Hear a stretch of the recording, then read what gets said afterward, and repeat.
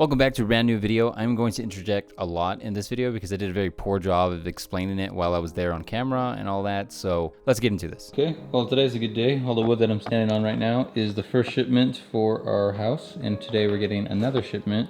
It's gonna fill up the rest of the floor here. So things are good. What you're seeing right now on screen is when the BCIs came in, which BCIs are your ceilings. So those really long 25-foot things were cut down to 24, and that will be the basis for our ceiling. This was a really good day for us. We were really excited. We didn't realize how big these things were and whatnot. And during this day also, we got all of our flooring and our ceiling flooring, if that makes sense. And so that's what's happening here. You guys don't know it, but moving all that in right now was a lot of work.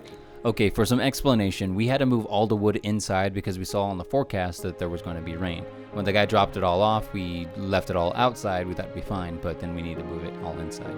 Now, the next thing you'll see right now when we set up is almost like 2.5 weeks later, and now we have to move it all outside. Paul was saying, today's the first day. So the day that they moved here and set up their tent last year. Yeah. So, if you remember this video, today's a year to the date when we came here for the first time. So, that's cool.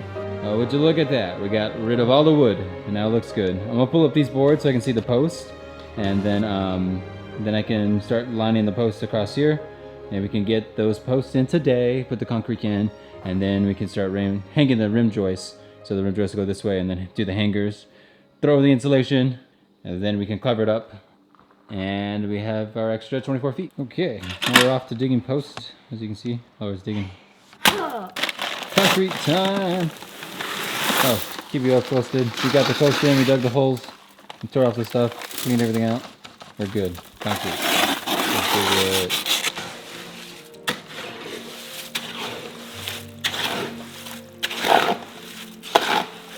Oh, would you look at that? All of them are done. And Laura passed out. Very cool. Very cool indeed. Now I know some of you might be wondering, why did we choose to do posts like this as a raised floor? And honestly, it comes down to dealing with the plumbing and the drains and stuff, the showers, the sink, that kind of stuff. Having a raised floor off of the ground allows us to, if we ever need to change anything, get under there and fix it. And it just makes a lot more sense to do it that way. Otherwise, the other idea I guess most people would do is to just throw concrete on the ground and then start framing things in. That most definitely would have been an easier way to do things, but it would have negated making plumbing an easier thing to do. Now moving into this portion of the video, I'm explaining that we have to deal with the problem of the insulation. As you can see here, there's nothing really supporting these bats of insulation. Now we did use these little like metal rods that were supposed to do the job, but they didn't. When we took a look down there, there was insulation on the floor, on some parts of the floor, and it would only get progressively worse if we didn't deal with it. So we came up with an idea of basically stapling plastic underneath, that way it keeps everything up. But we shortly found out that it was way too difficult to try to move around down there, and that idea just didn't work, so we had to move off to another idea. And we took some little timbers, and we started stapling them in, and that was a better idea. It was still hard to move around down there, but it was just working. And then I got to a point where I realized this was going to take forever to do. So I luckily bought some 1x2 timbers. They're basically like 2x4s cut in half, or a little bit less than that.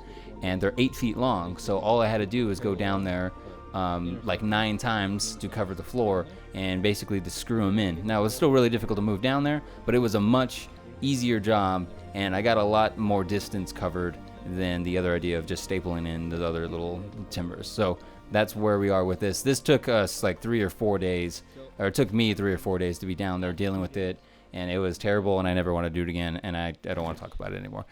Okay, so this is my fault. I totally forgot to film this day of doing the plumbing, and basically all you really need to know is we had our shower and our sink for our kitchen in one position of the house, but then we added that extra 24 feet. So now we need to move all the positioning of all those pipes, and me and our contractor, we had to go down there and kind of figure out the distance and where we wanted the shower drain, where the vanity bathroom is, where the sink is for the kitchen, and basically re-plumb everything. And then we moved right into putting in our water line.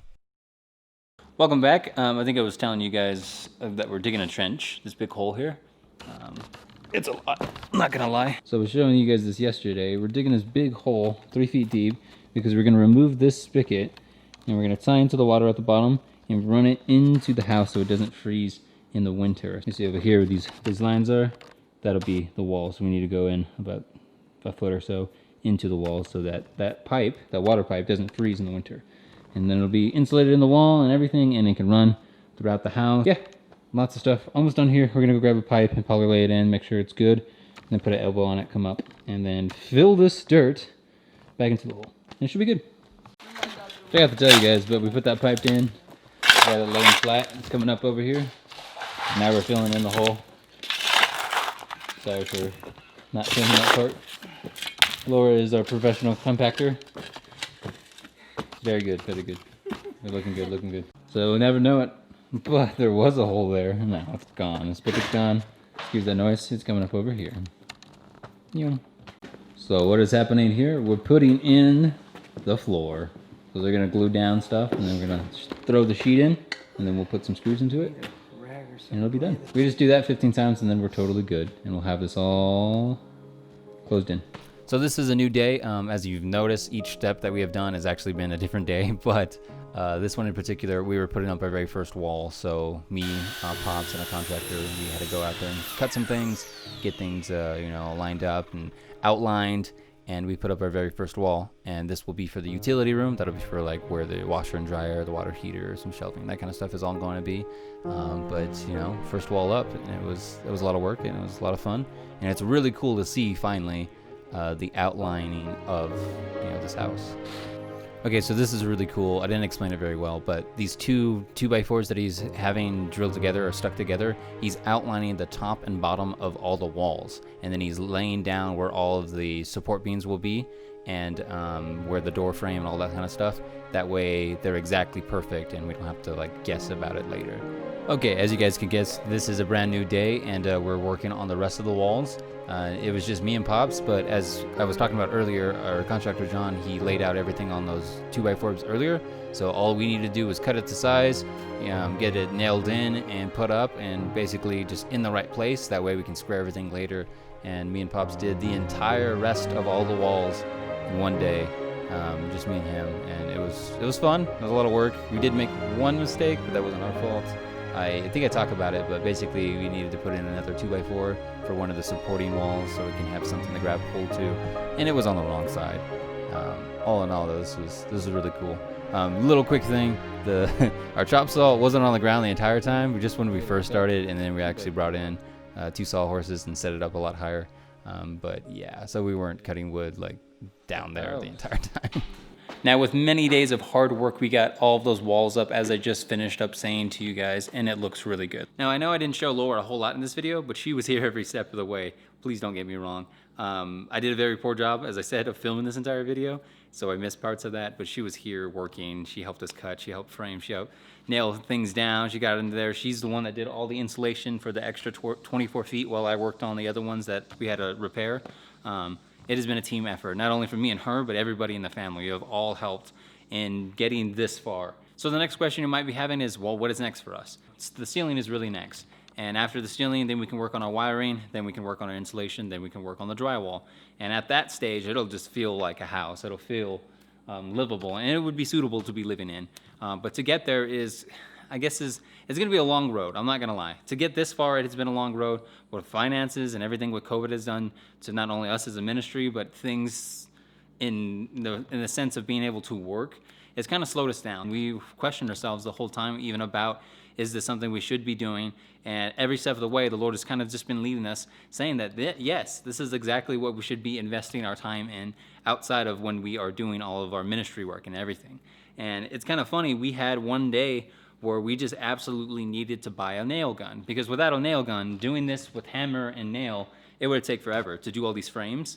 And we, financially wise, we just didn't think we can really take that kind of blow. And so we prayed about it, and we decided, you know what, we're just gonna get it. It's gonna make our lives a lot easier. It's gonna help us not only in this part of the build, but what happens when we move to the ceiling, what happens when we do this, what happens when we do that. And we decided to go for it. And literally that night, after we paid for it, donations came in that covered the cost of the whole nail gun, and it was not a problem. And that was just another sign that we know that God is leading us to continue to build this, even though it seems unfeasible with everything that's going on in the world today. So with that, we have a long way to go. There's a lot of hurdles we have to overcome.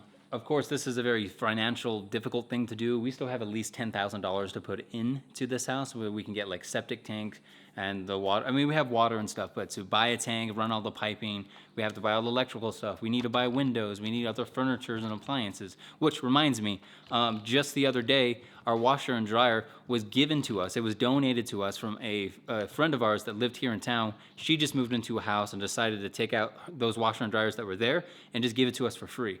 The Lord provided that. There was no other way we would have the means right now to buy those appliances, and there it was. It was just given to us. And then also, I haven't mentioned, but the bathroom vanity that I haven't showed you guys yet, we looked high and low. Our contractor said, this week we need to work on the bathroom wall, so you need a bathroom vanity, so I know where I can put the water line.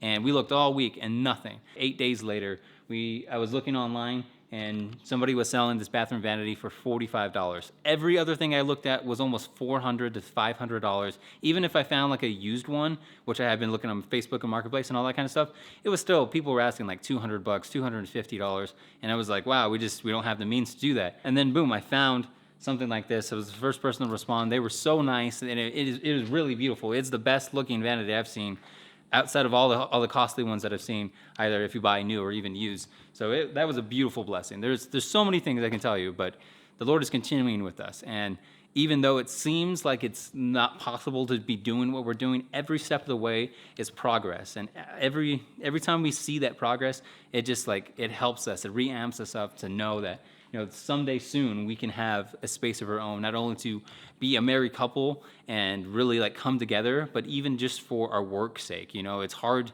as I mentioned this in my last video, or one of Laura's videos for ministry update. It's hard to work in a house when the 4 people live in it. When you want to record, people have to be quiet. When you want to shoot a video, people have to be quiet. Or it's the time of day that you need to shoot in. It's too bright outside. You need to close all the windows, and like all these other nuances of things that just kind of stop us from doing what we want to do. Those things will be mitigated once we have our own space. And every step of the way that we get this done, it makes that dream more of a reality, and that is just so exciting. Now, I know I talk a lot, and I can keep talking, but there's just so many things to share, and I'm just so excited about this. And me and Laura both are just so excited about this. She would be here right now, but she's getting ready for tomorrow, and for us, this will be the first event that we'll have since COVID started. It's been like 5 months, and we're actually going to fly out to Minnesota to do it's like a mini series, so it'll be a couple of days out there in Minnesota. And it's exciting to kind of get back on the road and get that feel of what we used to do when we were traveling, doing ministry in that sense, and to break the monotony of just being at home. But we've been very diligent about just doing music and trying to stay kingdom-minded with everything that has been going on. So that's really exciting. I can't wait to get out there. So we leave tomorrow morning, and we'll be gone till like Monday or something. 2 weeks from now or so-ish, we can start the ceiling. So that's where we're at, and we have a long way to go. And we're going to put in the work as long as the Lord continues to provide for us. And hope to see you guys in the next video. It has been a blast to do this. I will do a better job as we move forward in the builds of this, because this is something I'm learning. I've never built a house. I've never done a whole lot of craftsmanship or even carpenter work. All this stuff that we're doing, woodworking, everything. This is totally new to me. And I think we're doing a pretty good job. Just a little bit of guidance and just, being safe about a lot of things. And voila, you can do this yourself. We started with nothing, and here we are. So I'll see you guys in the next one. God bless. Please take care of yourselves. Hope to see you guys all again in person. But until then, if you don't see me, chances are I'll be at the Savior's feet.